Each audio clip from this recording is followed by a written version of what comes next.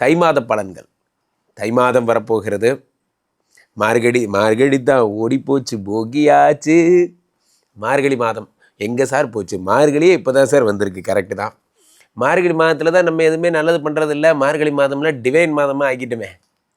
அப்போ மார்கழி மாதத்தில் எப்படி இருக்கும்? அப்படியே கம்பைண்டாக தை என்ன ஒரு 15 நாள் தான்.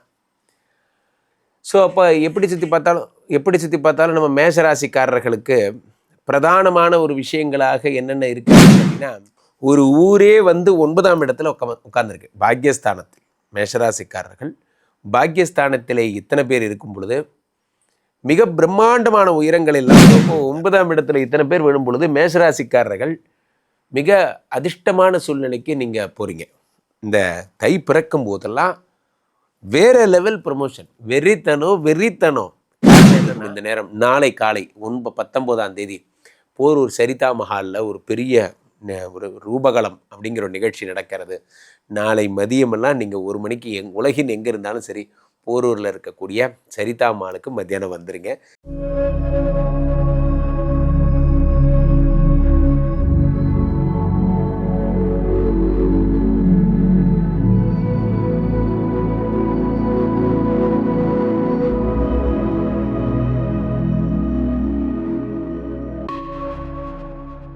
உலகெங்கிலும் இருக்கும் ஆன்மீக பரிகார நேயர்கள் அனைவருக்கும் வணக்கம். நான் உங்கள் ராம்ஜி.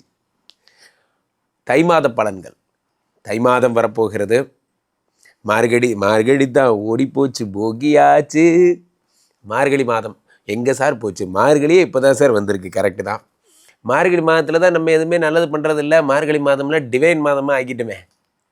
அப்போ மார்கழி மாதத்தில் எப்படி இருக்கும்? அப்படியே கம்பைண்டாக தை என்ன ஒரு 15 நாள் தான்.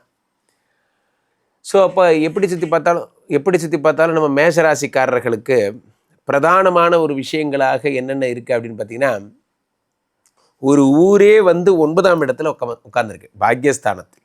மேஷராசிக்காரர்கள் பாக்யஸ்தானத்திலே இத்தனை பேர் இருக்கும் பொழுது மிக பிரம்மாண்டமான உயரங்கள் எல்லாம் அடைய போகிறார்கள். நண்பர்களே, அதிர்ஷ்டம் அப்படிங்கிறது ஒரு முறை தான் கதவு தட்டலாம் சொல்லுவாங்க. நான் அதெல்லாம் நம்புறதில்லை. அதிர்ஷ்டம் ஒரு முறைலாம் கதவு தட்டாது, ஒவ்வொரு முறையும் கதவு தட்டும். தொடர்ந்து உழைத்து கொண்டிருப்பவர்கள் அதிர்ஷ்ட தேவதையை தினமும் பார்க்கலாம். அதெல்லாம் என்றைக்காவது வேலை செய்கிறவனுக்கு தான் என்றைக்காவது அதிர்ஷ்ட தேவதை. நம்ம தான் டெய்லி வேலை செய்கிறோமே. ஸோ அப்போது 9ஆம் இடத்துல இத்தனை பேர் விழும் பொழுது மேஷராசிக்காரர்கள் மிக அதிர்ஷ்டமான சூழ்நிலைக்கு நீங்கள் போகிறீங்க. இந்த தை பிறக்கும் போதெல்லாம் வேற லெவல் ப்ரமோஷன். வெறித்தனம். காரணம் என்னென்னா, ராசிநாதன் செவ்வாய் 10ஆம் இடத்துல உச்சம் பெறுகிறாருங்க. நண்பர்களே, உங்களுக்கு மீனராசிக்காரர்களுக்கு விருச்சிக ராசிக்காரர்களுக்கெல்லாம் செவ்வாயெல்லாம் கண்கண்ட தெய்வம். பாருங்கள், பேசிட்டு இருக்கும்போது கூட ரெட் கலர் பேசிட்டு தான் பேசுகிறேன். செவ்வாய் நம்ம கூட தான் திரிகிறார். இந்த செவ்வாய் பகவான் மட்டும் உச்சம்னா வேற எதை பற்றியும் கவலைப்பட வேண்டாம். போர்ப்படை முப்படை தளபதி சொல்கிறார், பிரதமரை பார்த்து நான் பார்த்துக்கிறேங்கிறார். அவ்வளோதான், அவர் பார்த்துப்பார். காரணம் என்ன அப்படின்னா, பிகாஸ் செவ்வாய் இருக்கின்ற ஒரு தைரியத்தில் தான் நம்மெல்லாம் நிம்மதியாக இருக்கும். காரணம் என்னென்னா, கிரகங்களில் செவ்வாய் தான் போர் தளபதின்னு பேர். அவர் வேலையை எப்போ பார்த்தாலும் போர் பண்ணிகிட்டே இருப்பார். அவருக்கு போர் பண்ணிகிட்டே இருக்கணும். அவர் போய் உச்சம் பெறுகிறார். 10ஆம் இடத்துல ருச்சக யோகம் என்று பெயர். அரசு பணிகளுக்காக காத்திருப்பவர்களுக்கெல்லாம் பொன்னான வாய்ப்பு வந்து சேரப்போகிறது. அரசு பணி 10ஆம் இடத்துல செவ்வாய் உச்சம் பெறும் பொழுது பலவிதமான நன்மைகள் வருகிறது. 1-8 10ஆம் இடத்துல உச்சம் பெறும் பொழுது தன லாபங்கள், சொத்து சேர்க்கின்ற அமைப்பு போன்றவையெல்லாம் ஏற்படுகிறது. சொத்து சேர்த்த போகிறீங்க. ராசிநாதன் உச்சம். உடல்நிலையில் மிகப்பெரிய அனுகூலம் ஏற்பட போகிறது. நல்ல sound mind in a sound body. உடம்பில் நிறைய பிரச்சனைகள் இருக்கிறவங்களாம் இனிமேல் சரியாயிடுவீங்க. ராசிநாதன் உச்சம் பெறுகிறார். கூடவே என்ன ஆகுதுன்னா, இந்த செவ்வாய் உச்சம் பெறும்போது அப்படி பின்னாடியே புதன் வந்துடுறார். அப்புறம் அப்படியே சூரியன் வந்துடுறார், சுக்கிரன் வந்துடுறார், எல்லாம் வந்துடுறார். எல்லாம் 10ஆம் இடத்துல. அப்போ 10ஆம் இடத்துல இத்தனை பேர் இருக்கும்போது இந்த சொல்கிறாங்கல்ல ஹைப்பர் டென்ஷன் வெயின் எல்லாம் சொல்கிறாங்க. அந்த ஹைப்பர் டென்ஷன் ஏன் இவ்வளோ டென்ஷனாக வரீங்க? இந்த படத்தில் வர மாதிரி என்ன சொல்லுவாங்க, இது எம்ஜிஆர் வருவார், புதிய வானம். அந்த படத்தில் எம்ஜிஆர் வந்த உடனே ரொம்ப டென்ஷனாக இருக்குது, நீங்கள் ரொம்ப ரெஸ்ட் எடுக்கணும். எல்லா டாக்டருங்களும் வருவாங்க. நீங்கள் இருக்கிற டென்ஷன் எப்படி நீங்கள் மேனேஜ் பண்ணுறீங்க அப்படி சொல்லி அவரை கூல் பண்ணுவாங்க. அந்த மாதிரி ஒரு நிலைமை தான் அவங்க மேஷராசிக்காரர்களுக்கு. 10ஆம் இடத்துல இத்தனை பேர் இருக்கும்போது ஒரே பிஸி. அங்கே ஓடுறீங்க, இங்கே ஓடுறீங்க. என்னப்பா பண்ணுறது, எனக்கு இருக்கிறது 2 கை 2 காலு 1 வாய் தான், இதை வச்சு எவ்வளோ வேலை பார்க்குறதுன்னு தெரியலையே. நண்பர்களே, அழகான ஒரு கவிதை படித்தேன், உங்களுக்கு சொல்லுகிறேன். வந்திருக்கலாமே, நிகழ்ச்சிக்கு வந்திருக்கலாமே, இல்லை வர முடியும் என்று தோன்றவில்லை. அடுத்த பதில், எவ்வளவு மனதால் வர முடியும் என்று நினைக்கிறீர்களோ அவ்வளவு வருவீர்கள். மனதால் எவ்வளவு வரணும்னு நீங்கள் நினைக்கிறீங்களோ அவ்வளோ தூரம் ஃபிசிக்கலாக வருவீங்கன்னு ஒரு கவிதை. ரொம்ப அழகான கவிதை, நான் ரசித்த கவிதை. தொழிலில் வெற்றி பெற்றிருக்கலாமே, ஏன் ஃபெயிலியர் ஆனீங்க? எவ்வளவு வெற்றி பெற வேண்டும் என்று நினைக்கிறோமோ அவ்வளவு வெற்றி பெறலாம்.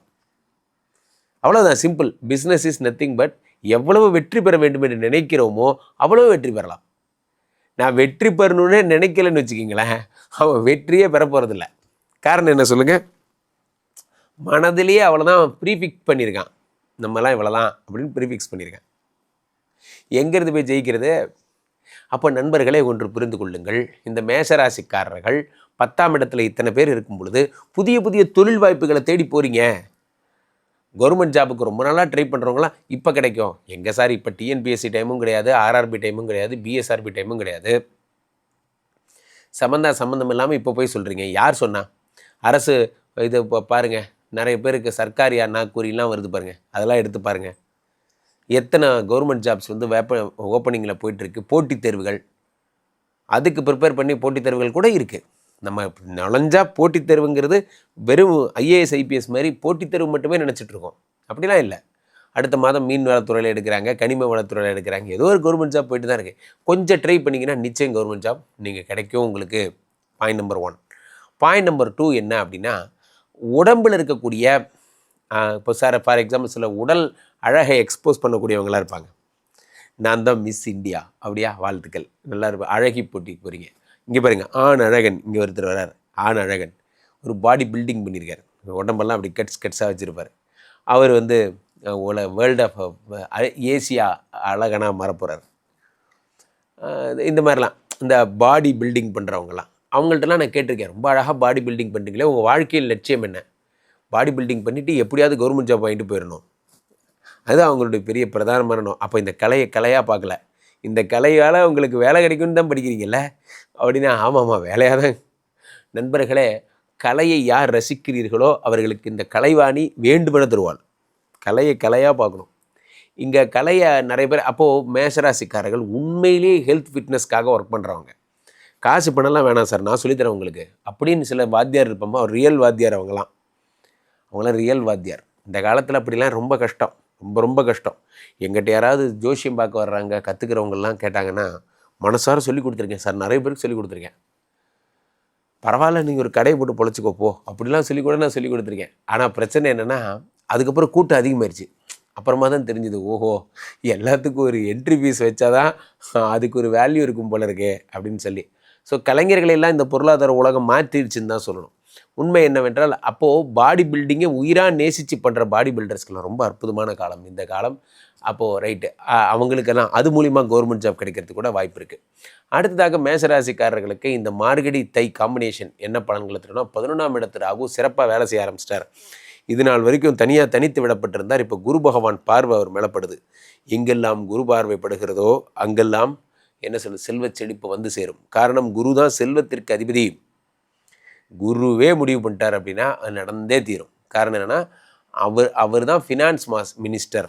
அவர் நினச்சா எல்லாம் நடக்கும். அவர் வந்து இவரை பார்த்துட்டார், ராகுவை பார்த்துட்டார். மேஷராசிக்காரங்க பாருங்கள், இந்த மார்கழி டு தை, மார்கழி தான் ஓடி போச்சு, போகியாச்சு, பழைய எண்ணெய் கழிதலும் புதிய எண்ணெய் புகுதலும். இனிமேல் மேஷராசிக்காரர்கள் வாழ்க்கையில் ஏற்றம். கீழே போயிட்டு இந்த 2 நம்பரை கூப்பிடுங்க. உங்களோட சொந்த ஜாதகத்தை பார்த்து கொள்ளுங்கள். உலக புகழ் வாய்ந்த நமது விஸ்வரூப விஷ்ணுமாயா எழுந்தருளில் இருக்கக்கூடிய புனிதமான இந்த ஸ்ரீமடத்திலே தினசரி நடக்கின்ற விஷ்ணுமாயா ஹோமங்களில் கலந்து கொள்ளுங்கள். பேசிக்கொண்டிருக்கும் இந்த நேரம் நாளை காலை 19ஆம் தேதி போரூர் சரிதா மஹாலில் ஒரு பெரிய ஒரு ரூபகலம் அப்படிங்கிற ஒரு நிகழ்ச்சி நடக்கிறது. நாளை மதியமெல்லாம் நீங்கள் 1 மணிக்கு உலகின் எங்கே இருந்தாலும் சரி, போரூரில் இருக்கக்கூடிய சரிதா அம்மாளுக்கு மத்தியானம் வந்துருங்க. சாத்தனுடைய அருளை பெறுங்கள். மீண்டும் ஒரு நல்ல பதிவில் சந்திப்போம். நன்றி, வணக்கம். இங்கே ஸ்தாபிதம் செய்யப்படுகிறார் விஷ்ணுமாயா. அது தமிழ்நாட்டில் இங்கே போரூர் கார்டன் ஃபெஸ்டிவலில் ஸ்ரீமடத்தில் மட்டும்தான் இருக்கிறது. வேற எங்கேயும் இவருக்கு ஆலயங்கள் கிடையாது. நம்மளுடைய வேலை இல்லை, குழந்தை இல்லை, நமக்குடைய எதிர்காலம் கேள்விக்குறியாக இருக்குது, கள்ளத்தொடர்பு, ஏமாற்றம், துரோகம் போன்ற பிரச்சனைகளுக்காக ஸ்பெசிஃபிக்காக பண்ணுற ஒரு ஹோமம். இந்த ஹோமம் 48 நாள் தினமும் பண்ணுறோம். இப்போ நீங்கள் புக் பண்ணுறீங்கன்னா இன்னிலிருந்து 48 நாள் இந்த ஹோமம் பண்ணி உங்களுக்கு அந்த பிரச்சனைகளை சேலஞ்சிங்காக சரி பண்ணி தரோம். ஸோ விஷ்ணுமாயா சாத்தனுடைய ஆலயத்திற்கு நீங்கள் வாருங்கள், இந்த ஸ்ரீமடத்திற்கு வாருங்கள், வந்து இந்த ஹோமத்தில் கலந்து கொள்ளுங்கள். இதை பற்றி தரவுகள் கீழே போயிட்டு இருக்க நம்பரை கேட்டு தெரிஞ்சு புக் பண்ணிக்கிட்டு இந்த ஹோமத்தில் நீங்களும் பங்கெடுக்கலாம்.